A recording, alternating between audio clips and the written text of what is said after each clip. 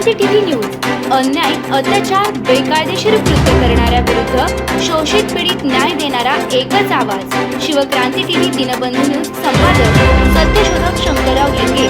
73 87 37 78 0. माऊली lawns Yeola. शोकसभा व अस्थि कलश दर्शन.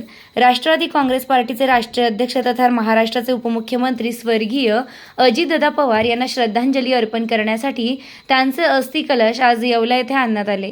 माजी खासदार समीर भुजबळ आणि विधान परिषद सदस्य आमदार पंकज भुजबळ यांच्या समवेत नाशिक येथून हे अस्थि कलश येवल्यात आणण्यात आले. अस्थि कलशाचं पूजन येवल्याचे आमदार अन्न व नागरी पुरवठा मंत्री माननीय छगनरावजी भुजबळ साहेब यांनी करून विनम्र अभिवादन केलंय. येवला येथे राष्ट्रवादी काँग्रेस पार्टीसह विविध पक्षांचे संघटनांचे पदाधिकारी, कार्यकर्ते आणि येवला लासलगाव मतदारसंघातील नागरिकांच्या उपस्थितीत शोकसभा पार पडली. अत्यंत भावपूर्ण वातावरणात सर्वांनी स्वर्गीय दादांच्या अस्थि कलशाचं दर्शन घेतलंय. पक्षाच्या पलीकडे जाऊन अजितदादांवर प्रेम करणाऱ्या लोकांची संख्या मोठी, हे आज पुन्हा एकदा दिसून आलं. 2 ऑक्टोबर 2024 रोजी येवला शहरातील शिवसृष्टी प्रकल्पाच्या पहिल्या टप्प्याचं लोकार्पण स्वर्गीय अजितदादांच्या हस्ते झालं होतं. तीच दादांची येवल्याला शेवटची भेट ठरेल आणि पुन्हा ते अस्थींच्या रूपानेच येथील जनतेसमोर येतील असं कोणालाही वाटलं नव्हतं.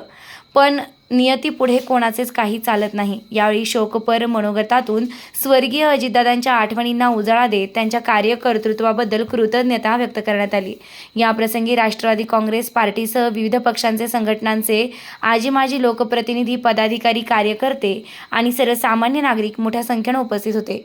भावपूर्ण श्रद्धांजली. अजितदादा अमर रहे.